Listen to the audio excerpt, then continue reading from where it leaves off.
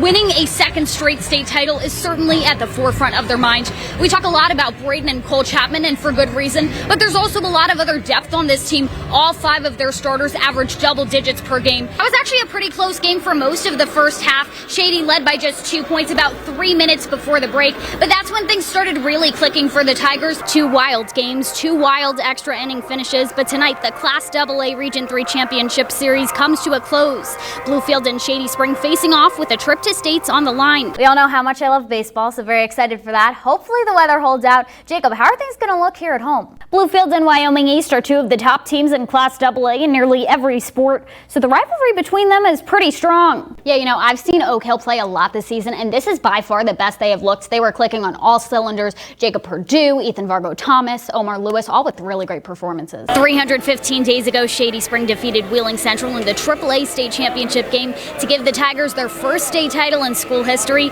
Tonight they are back in the championship game as they face Fairmont Senior in the hopes of winning a second straight state title. It is an exciting week for 5 area basketball teams as they compete in the boys state basketball tournament. Then you move on to that regional co-final against Herbert Hoover, and you guys were in control from the very start of that game. You held them to only 9 points in the first half. What was working so well for you guys defensively in that game? The loser is not done yet, but it's obviously a much tougher road. So how did these 2 teams get here? Let's take a look. You beat the number 1 team in the state. How does it feel? We're the number 1 team in the state. We felt that all season. And they're able to hang in for most of the game. They almost win that game. Oklahoma fans were chanting to bring in their freshman backup quarterback over Spencer Rattler. And yeah, the Mountaineers do lose that game, but you're going 2-2 on the season so far. But there are a lot of small victories on the season. The Shady Spring Tigers upset Independence baseball just 2 days ago. But you had to know that a team as talented as the Patriots would be able to bounce back. But again, they have to make it past St. Joe tonight in order to advance to that title game. Not the season they had hoped for, but hey, it could be worse. You could be a Jets fan like me. See, I don't know about you, but that might be the grossest thing I've seen in all of 2021. If that were me, I would have just tried to lose that game. But congrats, I guess, to Shane Beamer and the Gamecocks. That does it for sports. We'll be right back. The road to a state championship continues on Wednesday for 2 local softball teams. For the Shady Spring Lady Tigers, it is a story 10 years in the making. And for Midland Trail, they're no stranger to the tournament, but are hoping this can become known as the year of the Lady Patriots. Let's take a look back at how these teams punched their tickets to South Charleston. 11 teams, 3 trophies, 1 dream. A state championship is what most young athletes dream of. The chance to hold that plaque up high and be able to say that they won it all. Southern West Virginia hopes to bring home 2 state champions this week. In Class AA, Shady Spring looks to continue what they call a dream season. If we could hold on to this season and let it never end, we would. And that's kind of the bittersweet part of coming to the end. But we're going to do the best we can and see if we can make some noise down Charleston. It took 7 games for the Lady Tigers to ultimately take the sectional crown from their Raleigh County rival, the Independence Patriots. It took just 2 to win the region against Wyoming East. Shady Spring has several key role players, but Paige Maynard, Olivia Barnett, and Hadley Wood have anchored the Lady Tigers lineup for years, and they want nothing more than to finish out their high school careers as state champions. We've just been so excited. I have waited for this moment for 4 years now.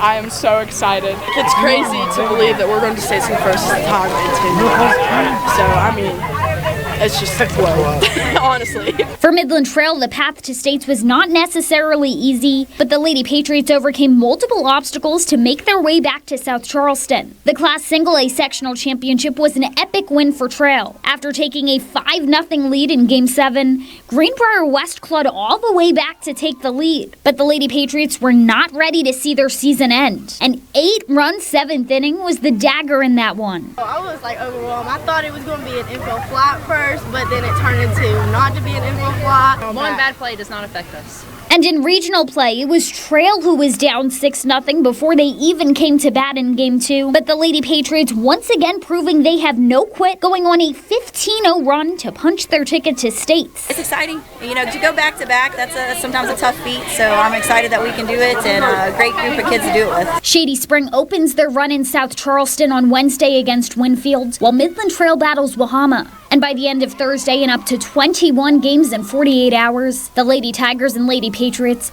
just hope that they can say they're officially state champions.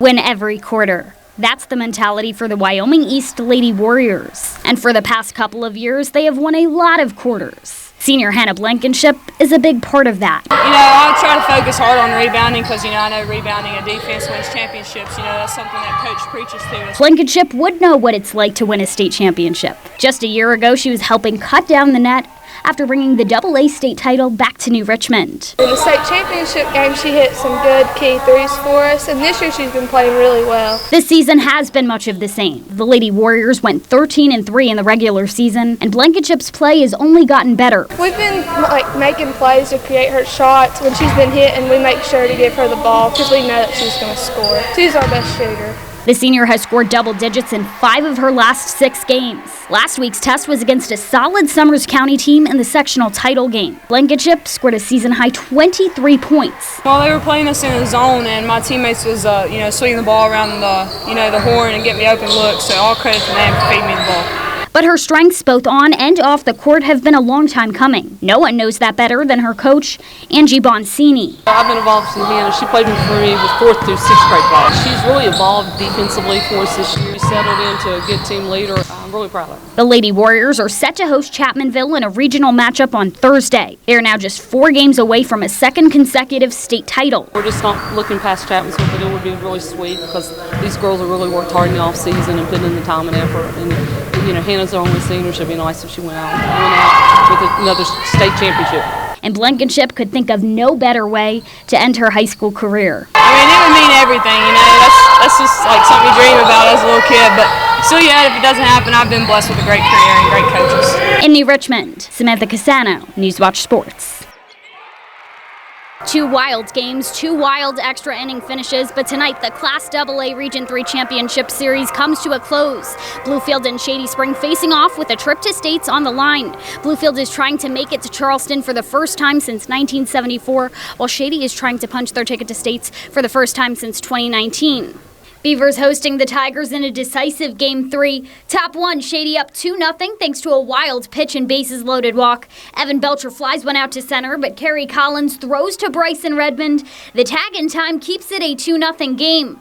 Bottom 2, a 2-1 game now. Kerry Collins continues his monstrous postseason, laces a triple to right, and puts Bluefield in front 3-2. Next inning, Cam Mann's fly ball to left. Cameron Gore able to track it down. Just a huge play to keep the Tigers off the board in the inning. Bottom 5, David Young, they call him the Iceman. Here's why. A massive strikeout. Beavs leave the bases loaded. Top 6, Belcher again. Hit it, rip it, bust it up. The RBI single gives Shady a 4-3 lead. Tigers looking for some insurance in the 7th. They get it on a ball from Aiden Siebold that drops into left. Tigers go up 6-3. Bottom half, buckle up. Brian Harris flies one out to far left. Belcher makes the grab in foul territory, but Bluefield tags up and makes it 6-5.